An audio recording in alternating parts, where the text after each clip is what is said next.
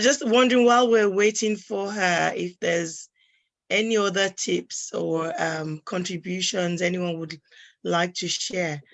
I'm quite keen on the idea of increasing our awareness and having these conversations more often.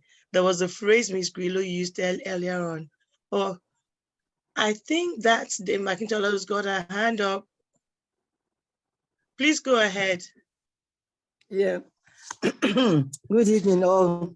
Good evening, ma. Yeah. This is a very interesting topic, and I'm glad I have the opportunity to say just a word or two about it.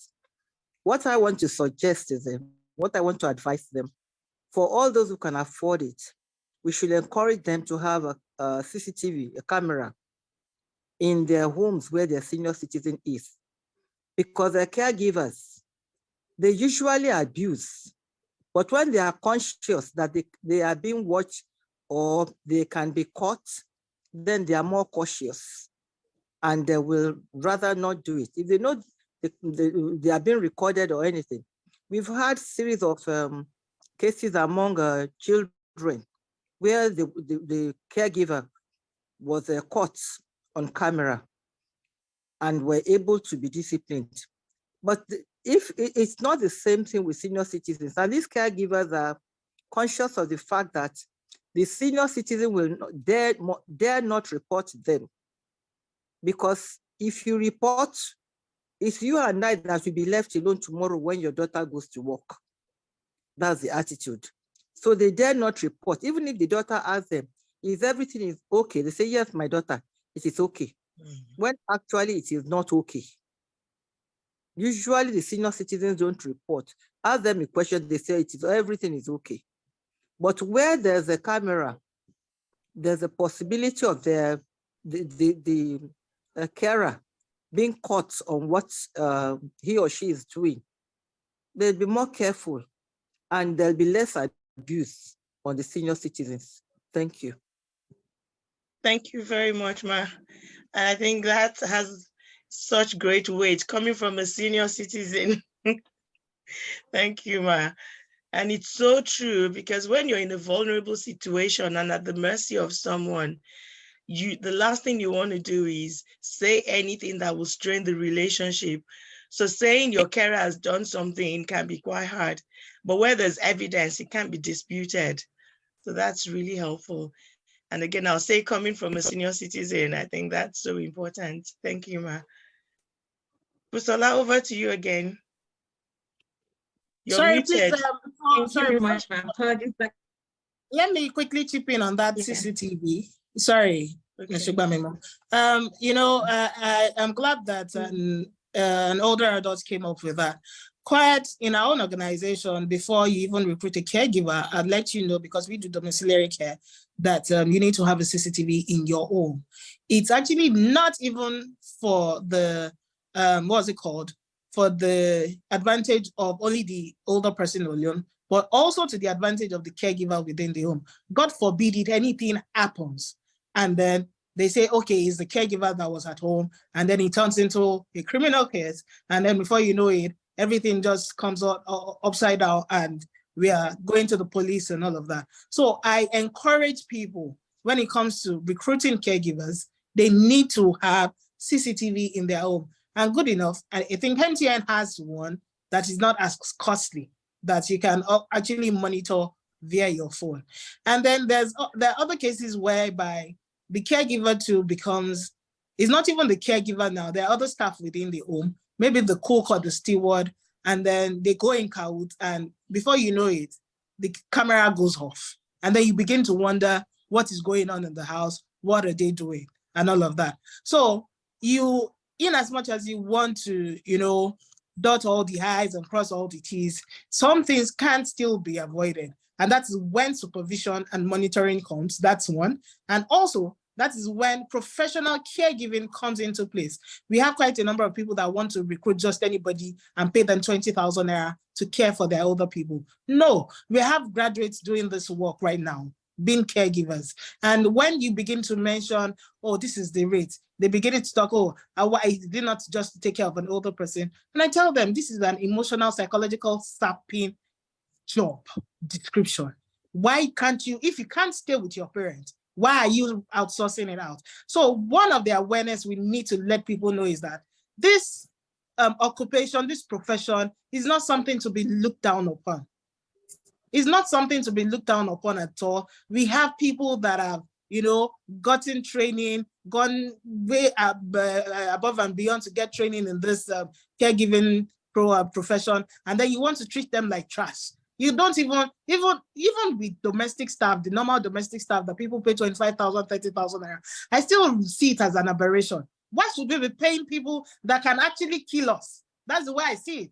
This is somebody that cooks for you. This is somebody that prepares your water for bath. You don't know, they might put anything into it.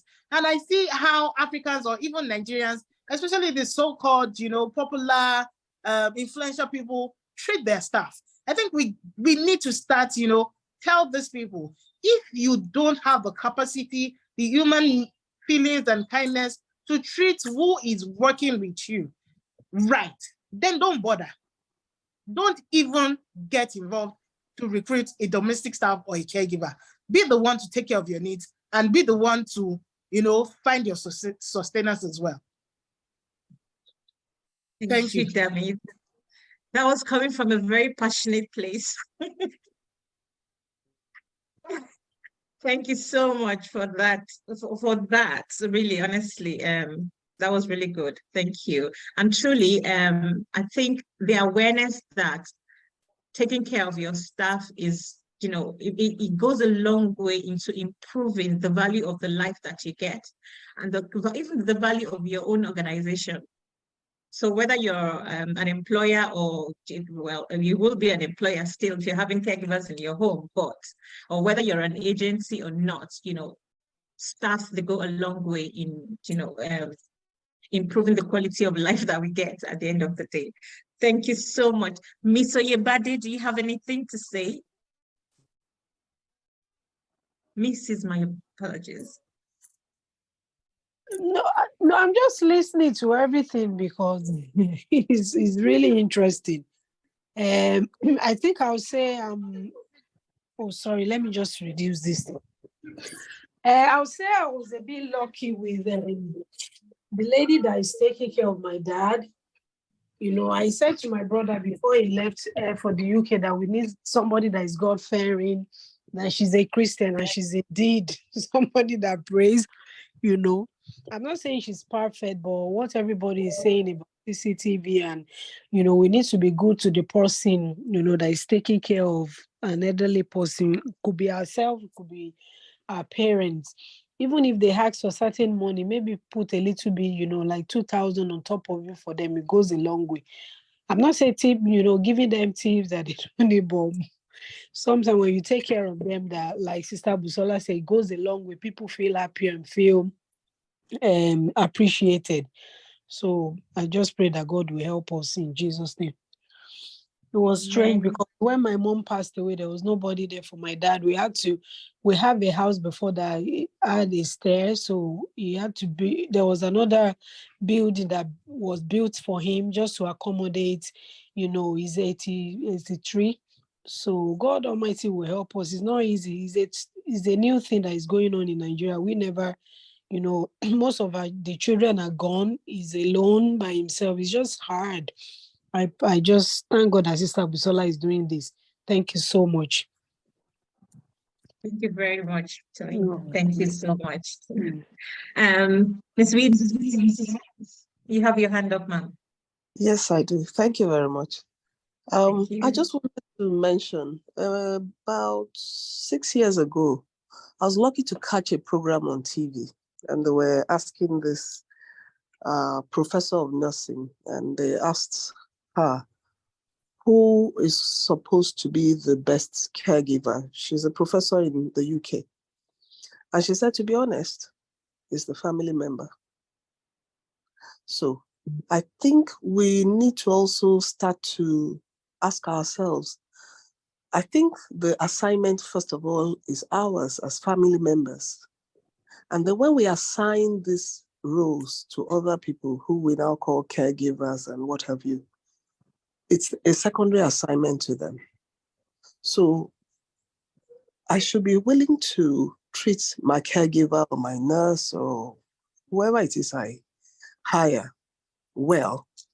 It doesn't ensure that they're going to do well. So I very much agree with Mom, who said earlier on that she would advise that we put CCTV in place. So thank God we have all these devices now.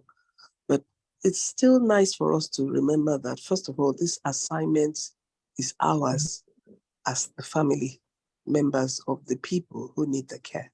Yes, we assign, but in assigning tasks, you can then have, two feeling about it. How would I feel if I was the one doing it myself and I perhaps couldn't afford to have assigned it to someone, or I couldn't afford to, or I couldn't even find someone to hire at that time.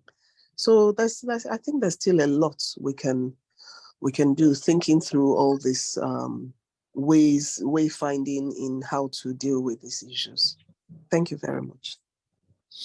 Thank you so much, Mrs. Williams. Thank you. We just keep getting insights, and everything we hear is, expanding our knowledge and expanding on our own awareness of what to do, how can we do better, how can we take the message out there. And I just wanted to say thank you to everyone. I know we said it was going to be for 1 hour, we're just 1 minute past. But I want to say thank you for your time. It's Friday night, like I said, from the club next door.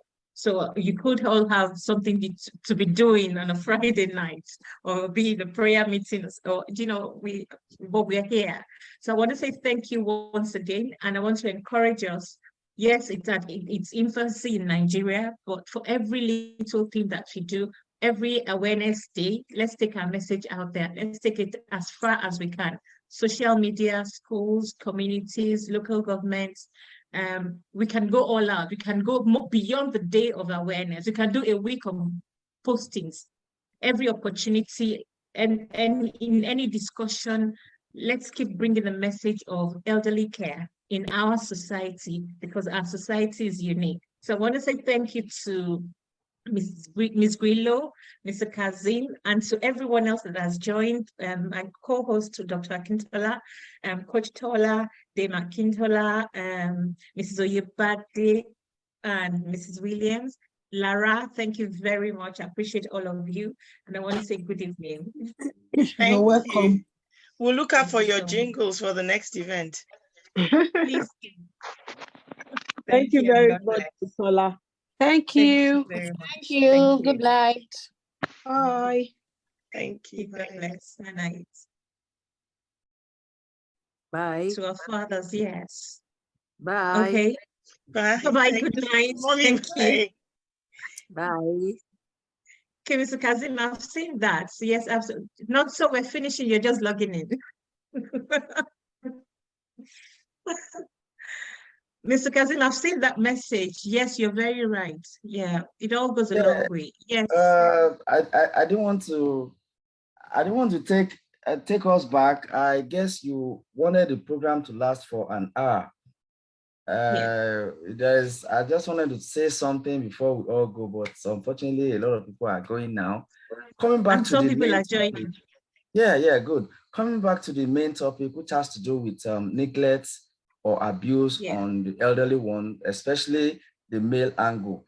I want to just quickly remind us that perhaps it's a case of what goes around comes around, in that some of us men, we are guilty of the fact that when we're at home, we live bonding with our children with only our wives and the mothers at home. A lot of us usually are very far from the kids. We are so distant from them. We care only to drop money and to do the basic things for the home, but the woman is always the face which the kids are always attached to. So all these things, we might think that in years to come, these children would forget. No, they don't. You see, when such a man that is so harsh, that is so distant from his or her children, when eventually they grow up, and then the woman leaves and the man is now alone with the children, they in turn sometimes want to take a pound of flesh. remembering what their dad had done to them while they are young. So I will, in that respect, I will implore our male folk to kind of bond with our children while at home. Perhaps it will kind of reduce the measure of abuse when it comes to the elderly one that are male folks. Neglect as well. And you're very right, because you're not there, there's no relationship. So if the relationship wasn't there when I was growing up, what are you looking for now? Why should I hang around when I have things to do? You're very right. What goes around comes around. And yes, the daddy may have gone out to work and is coming back, is tired, and all he's thinking about is, I just want to cool down, I just want to rest. The last thing I want to do